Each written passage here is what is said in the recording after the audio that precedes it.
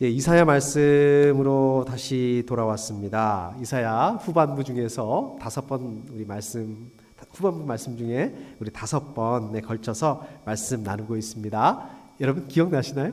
기억 안 나시죠? 오늘이 몇 번째 시간인지? 제가 말씀을 준비하는데 몇 번째지? 이게 저도 잘 기억이 나지 않더라고요. 우리 11월에는 참 바빴습니다. 우리 11월 13일인가요? 우리 휴스턴의 늘 푸른 교회 이창환 목사님. 그게 벌써 이제 한 달이 다 돼갑니다. 말씀 나눠주시고 또 그 다음 주 20일 날 우리 추수감사주일이었고요. 또 우리 지난 주일 우리 임성수 전사님 말씀 나눠주셔서 이사야 말씀 2번 하고 중단했더라고요. 그래서 이제 오늘이 이제 이사야 말씀 3번째 시간입니다. 12월에도 또 뭐 우리 성탄 예배 있고요. 또 성부영신 예배도 있고요. 그래서 올해 안에 이사야서를 끝내지 못하겠다 이렇게 걱정을 했는데 제가 일정표를 이렇게 보니까 그래도 12월 안에 이사야 말씀을 끝낼 수 있을 것 같아서 너무 좋습니다. 물론 뭐 12월 안에 이사야서를 꼭 끝내야 된다는 그런 법은 없지만 그래도 이사야 12월에 끝내고 이제 또 내년 1월에는 제가 그 마태복음 특별히 그 산상설교 말씀 중에서 말씀을 좀 준비하고 있습니다. 저를 위해서 기도해 주십시오. 그래서 이사야 말씀 잘 또 준비하고 말씀을 나눌 수 있도록 또 내년에도 또 우리 마태복음 좋아하는 말씀이죠. 산상설교 말씀 잘 준비하고 말씀 나눌 수 있도록 좀 이렇게 기도해 주시면 감사하겠습니다. 제가 설교를 혼자 준비하고 혼자 나누는 것이 아니라 우리 같이 이렇게 기도로 또 이렇게 준비하고 그런 시간들이 됐으면 좋을 것 같습니다. 자, 이사야서 기억나시죠?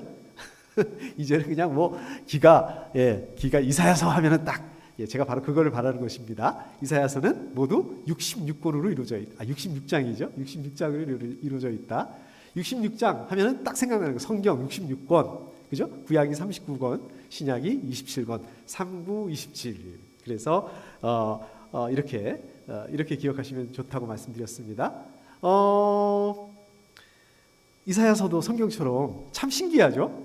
딱 이렇게 두 부분으로 나눌 수 있는데 성경처럼 정확하게 1장부터 39장 또 40장부터 66장 이렇게 두 부분으로 나눌 수 있습니다. 제가 이거 파워포인트를 준비를 했는데 깜빡 잊어버리고 이렇게 기억하시라고 이렇게 나눌 수가 있습니다. 자, 이사야서 앞부분에서는 어떻습니까? 남한국 유다가 배경이 됩니다. 남한국 유다 이야기예요. 아직 남한국 유다가 멸망하지 않은 망하지 않은 그런 상태입니다. 그런데 이제 39장 마지막 부분에 보면 남한국 유다가 망할 것이라는 그러한 또 이스라엘 사람들이 바빌로니아의 포로로 잡혀갈 것이라는 그러한 예언의 말씀이 나옵니다. 야, 이게 나라가 망한다고 하니까 이게 얼마나 이게 충격적인, 얼마나 절망적인 비참한 그런 예언입니까? 그런데 거기서 끝나면 그냥 그 상태로 끝나면 이게 비참한 일이고 절망적인 건데 이사야 40장 그러니까 이사야서 2번째 부분으로 넘어가면서 어떤 예언의 말씀이 나오냐면 그게 끝이 아니다. 망하는 게 끝이 아니고 포로로 잡혀가는 게 끝나는 게 아니라 하나님께서 다시 이스라엘을 회복해 주실 것이다. 이런 말씀이 나옵니다. 약속의 말씀이 나오고요. 이런 격려의 말씀이 나오고요. 또 위로의 말씀이 나오고요. 이런 말씀들이 막 이사야서에서 이어집니다. 그래서 이사야 그 2번째 파트, 2번째 부분은 그 바빌로니아 포로 시대가 배경이 됩니다.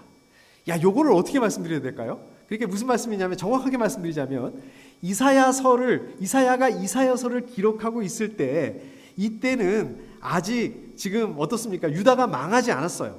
바빌로니아 포로로 잡혀가지도 않은 그런 상황입니다. 그러니까 이사야서를 기록하고 있을 그 당시에는 아직 일어나지 않은 예언에 대한 말씀이지만 저 여러분들은 어떻습니까? 이미 이거 예언이 아니라 역사적으로 다 이루어졌잖아요. 다 이루어진 일이잖아요. 그래서 제가 아까 2번째 파트는 2번째 부분은 이사야 2번째 부분은 바빌로니아 포로 시대가 배경이 된다라고 이렇게 말씀드린 겁니다. 그러니까 이사야가 그 이사야를 쓸 때는 이야기를 할 때는 예언 망할 거고 그 다음에 거기에 포로로 잡혀서 어떻게 될 거고 어떻게 회복시키실 거고 이렇게 이해를 하시면 좋을 것 같습니다. 자, 그렇다면 오늘 말씀의 배경이 되는 때 55장 특별히 이사야 55장 이런 때는 역사적으로 어떤 일이 있었을까요? 무슨 일이 있었을까요?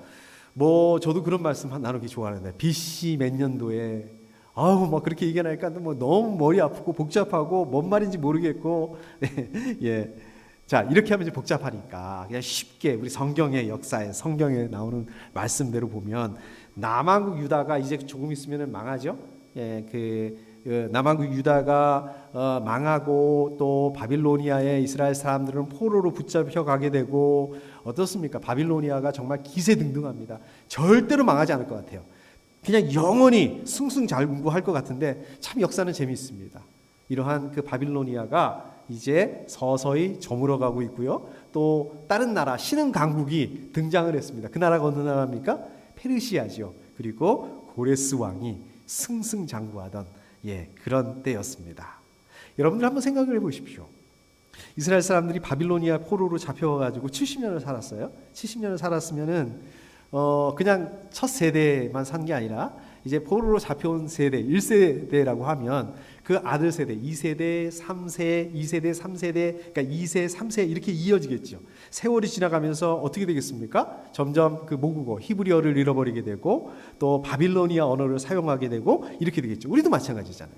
우리 이민 온 1세는 한국말이 더 편하시죠. 한국말이 영어보다는 더 편하지만 2세, 3세로 넘어가게 되면 이제는 뭐 한국말보다는 영어가 더 편하고 한국말 어렵고 영어가 더 쉬워지고 이제 그렇게 되지 않습니까? 자, 마찬가지로 자 이렇게 되다 보니까 뭐 그렇게 되겠죠. 자, 거기다가 또 오늘 아침 우리 성경 공부 시간에도 얘기를 나눴지만 바빌로니아 사람들이 어떤 정책을 쓰냐면 이스라엘 사람들 이 동화 정책을 씁니다.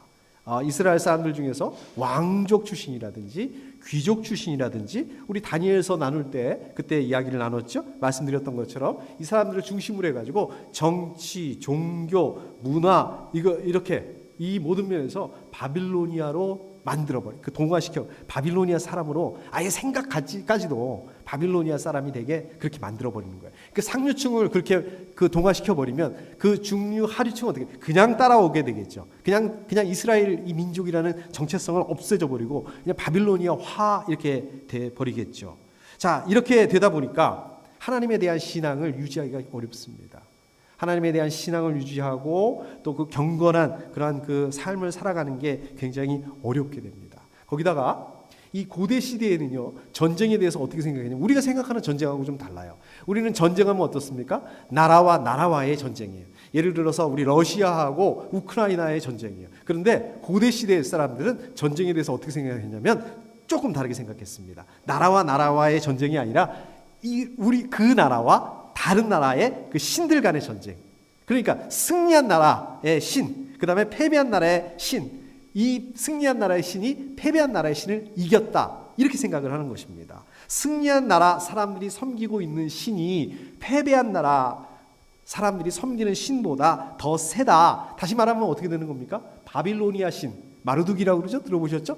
바빌로니아의 마르둑 신이 이스라엘의 하나님보다 더 세다, 더 강하다 이렇게 생각하는 거죠. 자, 이렇게 되다 보니까 1세는 그래도 괜찮아요. 이 포로로 잡혀온 그 이스라엘 사람들은 괜찮아요. 그런데 이게 막 이 자꾸 세뇌 교육을 받고 이렇게 그런 교육을 받고 이러다 보니까 2세, 3세로 넘어가면서 어떻습니까? 이제 하나님을 섬기지 않아요. 하나님보다 더 강한 마르둑을 섬기게 됩니다. 또 하나님을 섬기더라도 하나님도 섬기고 마르둑도 섬기고 이렇게 됩니다. 이럴 위기에 처하게 되는 거예요. 이럴 위기가 될 것이다. 지금 예언하는 거니까. 그래서요. 이사야서 40장부터 그러니까 두 번째 부분을 시작하면서 48장까지는 하나님이 유일한 하나님이다. 하나님이 전능하신 분이다. 이것을 계속해서 강조합니다. 이 내용을 보시면서 이사야를 읽으시면 재밌어요. 그리고 49장부터 55장 오늘 읽은 55장까지 거기 보면 하나님의 종 메시아를 형상화. 오늘 성경 공부 시간에도 말씀 나눈 것처럼 53장, 54장 여기 보면 예수님에 대한 그 예언, 메시아에 대한 예언들이 막 나오잖아요. 이 얘기들이 왜 나오냐면 바로 이런 이유들 때문에 메시아가 이제 이스라엘을 회복할 것이다. 이런 얘기를 말씀하시기 위해서 이제 그런 내용들로 나오는 거예요. 자, 이제 오늘 말씀을 이제 본격적으로 들어가 보도록 하겠습니다. 55장 8절 말씀 제가 다시 한번 읽어보겠습니다. 나의 생각은 너희의 생각과 다르며 너희의 길은 나의 길과 다르다. 그러면 어떻습니까? 잘하시는 말씀이죠? 되게 유명한 말씀이고요. 좋아하시는 말씀이죠? 저도 이 말씀 참 좋아하는 말씀입니다. 자, 그런데 여기 보시면 나의 생각은 너희의 생각과 다르며 너희의 길은 나의 길과 다르다. 여러분 이걸 어떻게 이해를 하고 계세요? 이 말씀은 이게 따옴표가 들어가 있어요. 우리 성경에 보면 따옴표가 들어가 있다는 얘기는 직접 누가 말하는 거예요. 그러니까 하나님이 직접 말씀하신 말씀이에요. 그러니까 여기서 나의 생각은 나는 하나님이죠. 너희의 생각은 너희는 직접적으로 보면 이스라엘 사람들을 말하는 거고 그거를 좀 더 확대해서 보면 우리 모든 사람들 아니면 저와 여러분들을 말하는 거죠. 다르다. 예. 그러니까 어떻습니까? 저와 여러분들은 우리 사람들은 이스라엘 사람들은 이렇게 생각해요. 이게 맞다고 생각해요. 근데 하나님은 다르다. 하나님의 생각은 다르다. 이게 맞는 게 아니라 저게 맞아. 또 어떻습니까? 이게 맞다고 생각하시는 게 아니라 저게 맞다고 생각하신다. 저는 이 말씀을 이렇게 이해를 했어요. 전에는. 자, 근데요. 그 앞부분에 보시면 6절 말씀을 보시면 7절 말씀 먼저 6절 말씀 보시면 이렇게 말씀하고 있습니다. 너희는 만날 수 있을 때에 주님을 찾아라. 너희는 가까이 계실 때에 주님을 불러라. 6절 말씀이죠. 7절 말씀 보면 이런 말씀이 나옵니다. 악한 자는 그 길을 버리고 불의한 자는 그 생각을 버리고 주님께 돌아오너라. 주님께서 그에게 긍휼을 베푸실 것이다. 우리의 하나님께로 돌아오너라. 주님께서 너그럽게 용서하여 주실 것이다. 요거는 지금 하나님 말씀하신 게 아니에요. 이 부분은 누가 얘기를 하고 있는 거냐면 이 부분은 바로 이사야가 이야기를 하고 있는 것입니다. 그래서 뭐 주님, 하나님 뭐 이런 말이 나오는 거예요. 자, 이스라엘 사람들 더 확장해서 보면 우리 사람들 하나님을 찾고 있지 않는다는 거예요. 그죠? 또 하나님을 부르지 않고 있다는 얘기예요. 악한 길에서 돌아오지 않고 있다는 얘기예요. 회개하고 있지 않다는 거예요. 그러지 말고 하나님께로 돌아와라. 그러면 하나님께서 긍휼을 베풀어 주실 것이다. 하나님께로 돌아오면 하나님께서 용서해 주실 것이다.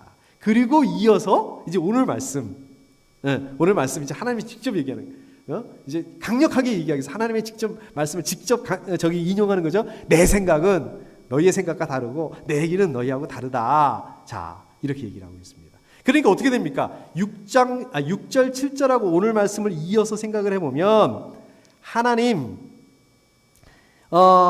왜 사람들이 하나님께로 돌아와야 되는지 그 이유를 말씀하고 있는 것입니다. 왜 하나님께로 돌아와야만 되는지, 하나님께서는 왜 회개하고 회개하는 사람들에게 긍휼을 베푸실 것인지 그 이유를 설명하시는 거예요. 그 이유가 뭐라고요? 그 이유가 바로 나의 생각은 너희의 생각과 다르며 너희의 길은 나의 길과 다르다. 아까 말씀드렸죠? 나는 하나님이고 너희는 이스라엘 사람들 확대해서 사람들이다. 우리 사람들이다. 나 하나님 맞아요. 근데 7절하고 연결시켜 보니까 너는 정확하게 누구를 말씀하고 있는 것입니까? 너희는 불의한 자라고 말씀하고 7절에 불의한 자. 너희는 불의한 자입니다. 그러니까 무슨 말씀입니까? 하나님의 생각과 길은 불의한 생각을 하는 사람들의 불의한 사람들의 생각과 길과 다르다. 이 말씀이죠. 하나님께서는 그런 불의한 생각, 길을 원하지 않으신다. 그렇게 불의한 생각을 하고 불의한 길로 꼼수를 쓰고 그런 거 원하지 않으신다. 그러니 그러한 불의한 생각과 불의한 길을 버리고 하나님께 돌아와야 된다. 불의한 사람 생각으로는 의로우신 하나님께서 불의한 사람들을 용서하지 않으실 것이라고 생각을 합니다. 그런데 하나님께서는 그 생각을 초월하시는 분이시기 때문에 사람들이 알지 못하는, 미처 생각하지 못하는 그 구원의 길을 만들어 놓으셨다, 놔두셨다, 회복하실 길을 놔두셨다. 하나님께서는 어떤 죄에 관해서도 속죄할 수 없는 분이 아니시기 때문에 불의한 사람들의 죄를 용서하여 주실 것이다. 왜냐하면, 그리고 오늘 말씀, 나의 생각은 너희의 생각과 다르기 때문이다. 이렇게 되는 것입니다. 나의 생각은 너의 생각과 다르기 때문이다. 다르다. 이게 원어적인 의미로 보면은요, 다른데 조금 다른 게 아니라 완전히 다르다는 말씀입니다. 전적으로 다르다는 말씀입니다. 하나님의 생각은 어떻습니까? 전적으로 의롭죠? 그런데 사람들의 생각은 의롭지 않습니다. 사람들의 존재는 부정하지만 하나님께서는 거룩하신 분이다. 이런 의미를 가지고 있는 말씀입니다. 자, 그리고 또 사람들은 어떻습니까? 사람들은 무한하신 하나님의 생각을 측량할 수 없습니다. 우리는 하나님의 생각을 알 수 없습니다. 로마서 11장 33절에 보면 이렇게 말씀하고 있습니다. 하나님의 지혜와 지식은 어찌 그리 깊고 기쁘십니까? 그 어느 누가 하나님의 판단을 헤아려 알 수 있으며 그 어느 누가 하나님의 길을 더듬어 찾아낼 수 있겠습니까? 무슨 말씀입니까? 우리 사람들의 제한적이라는 거예요. 한계가 있다. 우리가 생각하는 것은 한계가 있다는 거예요. 그러한 제한적인 한계 있는 사람의 생각으로 무한하신 하나님의 생각을 판단할 수 없다. 하나님의 생각을 이해할 수 없다. 이런 말씀입니다. 자, 그리고 하나님의 길, 사람의 길은 전적으로 대조되고 있어요. 사람들은 어떻습니까? 때로는 사망의 길을 걸어가고 있으면서도 잘못된 길을 걸어가고 있으면서 어떻게 생각합니까? 내가 지금 올바로 가고 있다라고 착각을 합니다. 그래서 담대하게 가요. 지금 자기가 죽는지도 모르고 그렇게 된다는 거예요. 하나님께서는 반대로 모든 것을 아시기 때문에 옳지 않는 길로 가시는 게 없습니다. 하나님의 길은 우리 한계가 있는 사람들 보기에는 하나님의 길이 어두워 보이고 하나님의 길이 좁아 보이고 그렇지만 하나님의 길은 구원의 대로라는 말씀입니다. 자, 그렇기 때문에 사람들은 어떻게 해야 됩니까? 자기의 길을 고집하는 것이 아니라 비록 하나님의 길이 내 생각과 내 길과 내 방법과 다르다 할지라도 하나님께서 제시하시는 길, 하나님의 방법, 이것들을 따라야 된다는 말씀입니다. 주님께서 하신 말씀이다. 8절 끝에 보면 주님께서 하신 말씀이다. 이렇게 얘기하고 있죠. 하나님께서 하신 말씀이다. 그러니까 이 말씀은 틀림없다. 진리다. 맞는 말씀이다. 이런 뜻입니다. 9절 말씀. 하늘이 땅보다 높듯이 나의 길은 너희의 길보다 높으며 나의 생각은 너희의 생각보다 높다. 무슨 말씀이에요? 하나님과 사람들은 본질적으로 다르다는 거예요. 하나님의 길, 하나님의 생각, 그것은 사람의 길과 사람의 생각과는 천지 차이로, 말 그대로 천지 차이, 하늘과 땅 차이만큼 다르다는 거예요. 하늘과 땅의 그 격차를 어떻게 좁힐 수가 있겠습니까? 하나님과 사람들은 완전히 다르기 때문에 우리가 사람의 생각으로 하나님의 생각을 이해할 수 없다는 말씀입니다. 하나님 천지를 만드신, 천지를 창조하신 창조주 하나님이십니다. 자, 그렇기 때문에 하나님께서 역사를 계획하시고 역사를 주관하시는 분이고 역사의 주관자십니다. 그 하나님이 어떻게 하나님을 믿는 이 선민을 망하고 그 나라가 망하고 포로로 잡혀가게 하시고 어떻게 그러실 수 있을까? 어떻게 하나님 마르둑보다도 못해서 마르둑한테 지시는 분이실까? 이해를 할 수 없어요. 깨달을 수 없습니다. 그렇다 할지라도 하나님께서는 하나님의 계획, 하나님의 뜻대로 역사를 주관하시는 분이시다. 하나님이 이런 분이시다라는 말씀입니다. 오늘 말씀. 하나님께서 사람을 우리 창세기에 보면 어떻게 하셨죠? 어떻게 우리를 창조하셨습니까? 하나님의 형상을 따라서 창조하셨다라고 말씀하고 있습니다. 하나님의 형상을 따라서 창조하셨다. 하나님과 닮았다. 우리가 육체적으로 닮았다는 말씀이 아니죠. 하나님은 육체가 없으신 분이십니다. 그렇기 때문에 우리가 육체적으로 하나님과 닮을 수 없어요. 그럼 뭐가 닮았다는 거죠? 우리가 하나님의 형상을 따라서 지음을 받았다, 창조되었다. 뭐가 닮았다는 말씀입니까? 하나님의 성품과 우리 사람의 성품이 닮았다는 말씀입니다. 그래서 하나님의 성품을 닮았기 때문에 우리는 하나님의 성품, 어떤 성품이 있습니까? 사랑하는 성품. 우리 사랑할 수 있습니다. 또 어떤 성품이 있습니까? 용서하는 성품. 우리 사람도 용서할 수 있습니다. 자, 그런데 우리 사람들이 하는 사랑, 사람들이 하는 용서, 하나님의 사랑과 용서하고는 비교할 수 없다는 말씀입니다. 오늘 말씀에서 말씀하신 것처럼 정말 하나님의 사랑과 용서, 우리 사람의 사랑과 용서는 하늘과 땅 그 차이만큼 크다라고 할 수 있습니다. 그래서 우리는 이걸 인정해야 된다는 말씀입니다. 하나님의 지극히 높으심, 그것을 인정해야 된다. 우리가 그것을 인정할 때, 그럴 때 어떻게 됩니까? 우리 하나님 앞에 엎드릴 수 있게 되는 거예요. 하나님께 구할 수 있게 되는 것입니다. 자, 이렇게 될 때에 하나님의 행하심, 하나님의 약속, 하나님의 말씀에 대해서 저러분들의 생각, 저러분들의 경험으로 판단하지 않게 된다는 말씀입니다. 하나님께서 행하시는 일, 이것이 이해하기 어렵다 할지라도 어렵죠. 그러나 궁극적으로 우리 하나님 선하신 분이시다. 이것을 신뢰하기 때문에 하나님께서 선하게 인도하실 것이라는 것을 인정하게 된다는 말씀입니다. 하나님의 약속, 여러분들 가운데 하나님 약속하신 거 있으시죠? 하나님의 약속, 말씀, 이게 내 생각으로 보게 되면 이게 불합리할, 이게 말이 안 되는데 이렇게 보일 수도 있습니다. 그런데 그럴지라도 하나님 진실하신 분, 하나님의 진실성을 믿고 의지할 수 있게 된다. 어떨 때? 하나님의 크심을 인정할 때 말씀입니다. 여러분, 참된 신앙, 우리 참된 신앙, 하나님과 여러분들, 우리 자신들, 이것을 그 차이를 인정할 때, 그럴 때 시작이 됩니다. 어떻게 인정합니까? 하나님 되심, 하나님의 지혜로우신, 하나님 지혜로우신 분이시다. 하나님 진실하신 분, 하나님 전능하신 능력을 가지신 분이다. 이것을 인정해야 된다는 말씀입니다. 우리가 이해가 안 될 때가 있죠. 하나님 나한테 어떻게 이렇게 하실 수 있을까? 그러나 하나님께서 행하시는 모든 일에 대해서 겸손함과 감사함으로 받아들일 수 있어야 된다는 말씀입니다. 말씀 정리하도록 하겠습니다. 우리 창세기에 보시면 야곱이라는 사람이 나오죠. 야곱 많이 들어봤는데 야곱 누구지? 예, 에서가 형이죠. 야곱의 형이죠. 그러니까 에서의 동생입니다. 쌍둥이 동생이기도 하고요. 또 이삭의 아들이기도 하죠. 우리 야곱이. 또 아브라함, 유명한 아브라함의 손자. 그러니까 아브라함이 야곱에게는 이제 할아버지가 되는 그런 사람이죠. 야곱에게 부인이 두 사람이 있었습니다. 누가 있었나요? 레아, 라헬, 이렇게 두 사람이 있었죠. 근데 또 두 사람이 또 자매잖아요. 레아하고 라헬이 자매잖아요.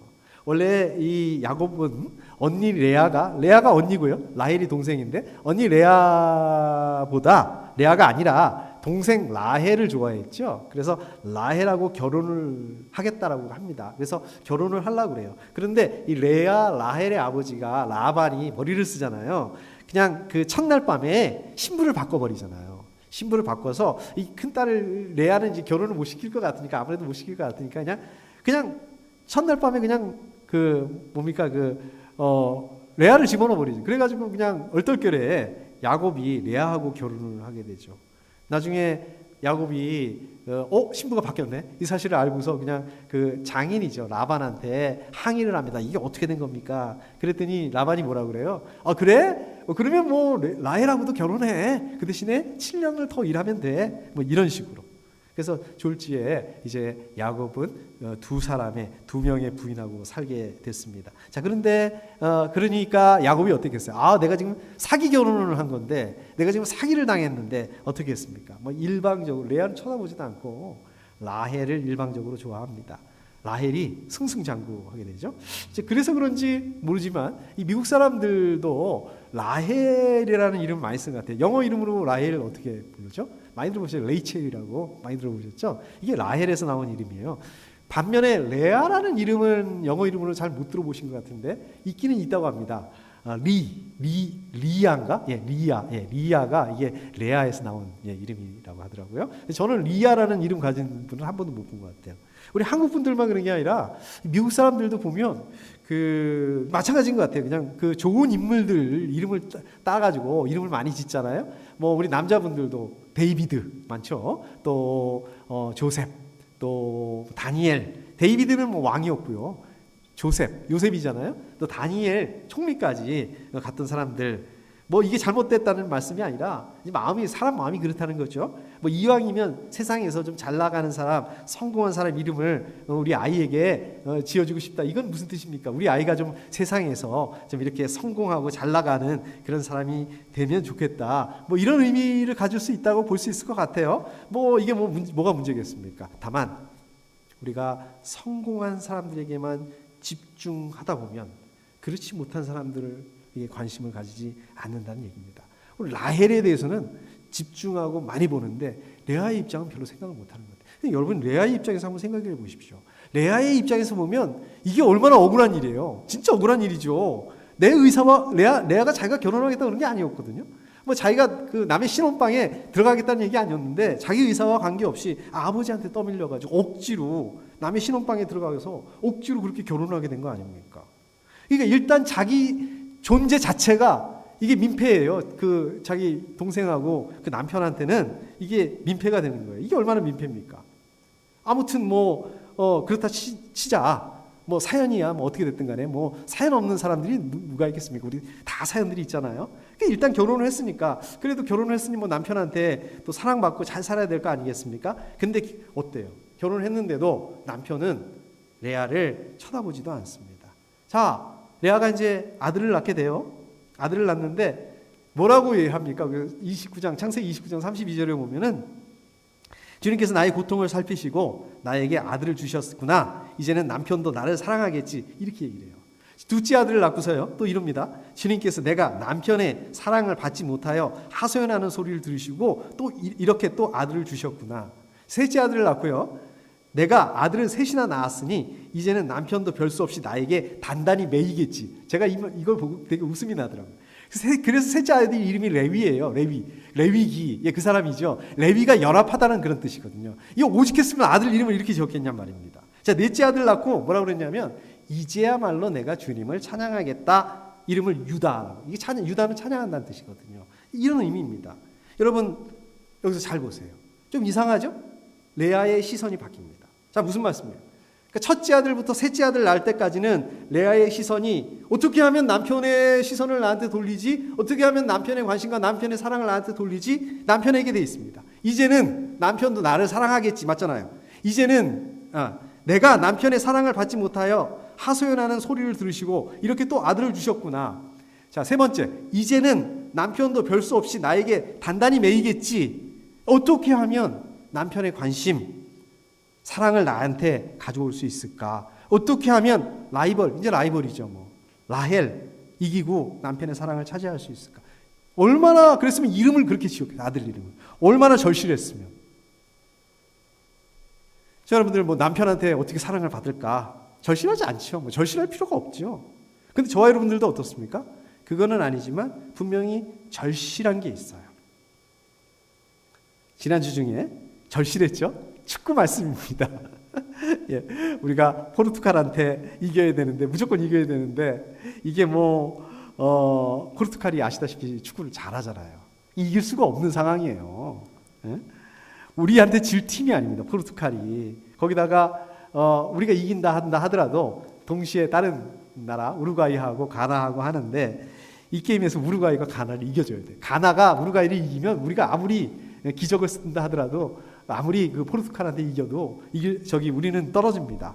근데 또 우루과이가 가나를 이겨야 되는데 이기더라도 너무 크게 이기면 3대0 이상 이기면 안 되는 거야. 1점 차이나 2점 차이나 이렇게만 이겨야지 이게 가능하단 말이에요. 만약에 그 이상 이기면은 또 우루과이가 올라가는 그러한 우리는 정말 뭐라 그러나요? 그러니까 앞으로도 못 가고 뒤로도 못 가고 이제 이런 그 상황 가운데 있게 됐습니다. 경기를 시작을 했는데 아니나 다를까 이 불길한 예감은 틀리는 법이 없습니다. 그냥 전반 시작하고 얼마 되지도 않아서 바로 골을 먹죠. 그냥 1대0으로 이렇게 끌려가더라고요. 집에서 보다가 에이 못 보겠다. 그래서 이제 교회 가자. 그래서 이제 교회를 왔어요. 교회를 와서 이렇게 딱 들어보니까 1대1이 됐더라고요. 이야, 이게 웬일인가? 근데 아마 제가 운전하고 오는 사이에 넣었던 것 같아요. 근데 그게 그냥 지지부진하게 계속 1대1로 이렇게 끌려가다가 후반전까지 다 끝난 거예요. 그래서 이제 추가 시간이 주어지잖아요. 야, 그런데 그때 추가 시간에 한 골을 더 넣는 거예요. 그러니까 야, 이게 웬일인가. 그래도 야, 이게 웬일인가 뿐만 아니라 반대로 포르투갈은 어떻게 했습니까? 또 지면은 안 되니까 거기도 지면은 또 2등으로 떨어지면 또 저기 할 수 있으니까 사력을 다해서 공격을 하는데 정말 간절한 마음으로 기도하는 마음으로 기도하면서 제가 그걸 봤습니다. 결국 우리가 이겼죠? 이겼는데 끝난 게 아니잖아요. 저쪽 다른 우루과이하고 가나하고 어떻게 되나 봤는데 2대0인 거예요. 한 골이라도 더 넣으면 우루과이가 한 골이라도 더 넣으면 우리가 떨어지고 우루과이가 올라가고 그런 상황이 되는 거예요. 우루과이가 정말 얼마나 열심히 하든지 우루과이 선수들도 그걸 알고 있으니까 젖먹던 힘까지 파상 공격을 하는데 야, 제가 정말 가나라는 나라, 가나 저하고 무슨 관계 있습니까? 초콜릿이나 알지. 가나를 그렇게 간절하게 응원하게 될 줄은 저도 몰랐습니다. 여러분, 이게 축구예요. 그냥 16강전에 올라갈 수 있을까? 물론 가면 좋고 못 간다 하더라도 어때? 잘했네. 그래도 열심히 했네. 아쉽지만 어쩔 수 없네. 레아의 경우를 보십시오. 이거는 축구의 경우가 아니에요. 죽느냐 사느냐의 문제예요. 얼마나 간절했으면 아들의 이름을 지으면서 이제는 남편도 별 수 없이 나한테 단단히 매이겠지. 오죽했으면 이렇게 지었겠습니까?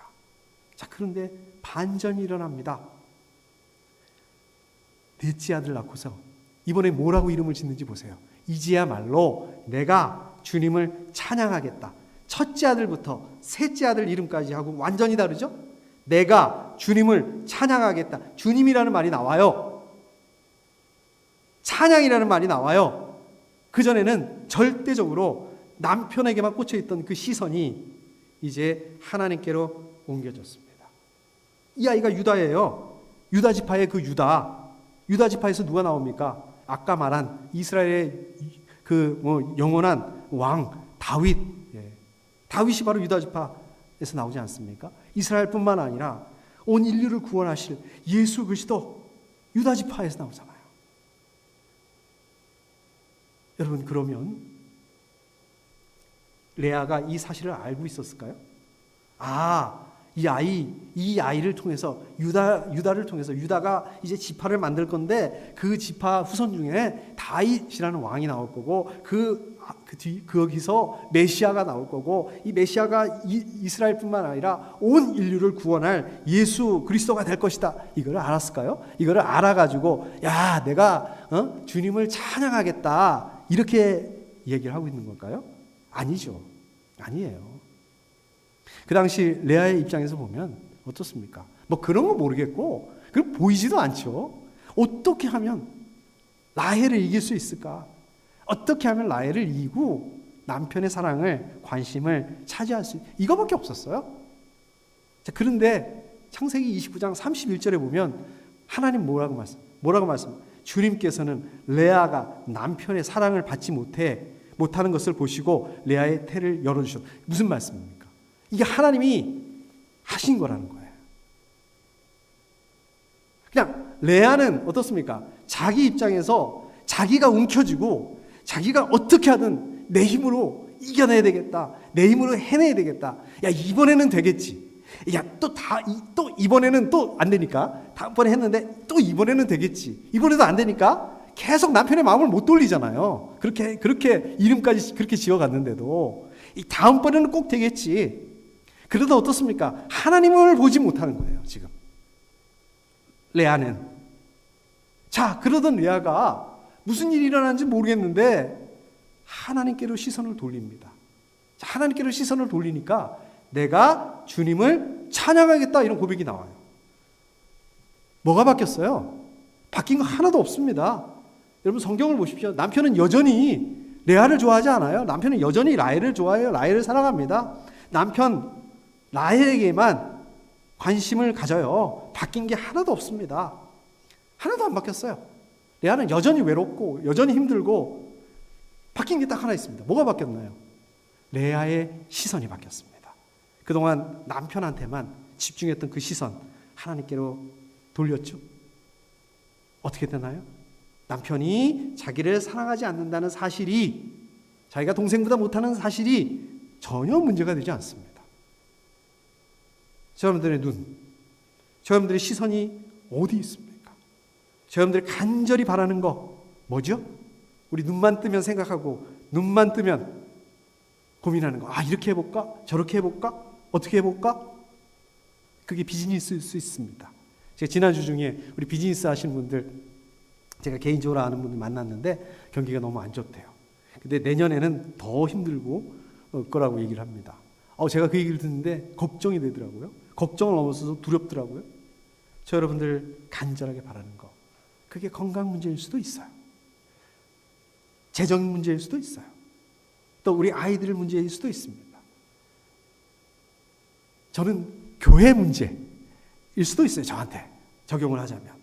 눈만 뜨면 생각하고 이렇게 해볼까 저렇게 해볼까 열심히 최선을 다하는 거 그게 잘못됐다고 말씀드리는 게 아닙니다.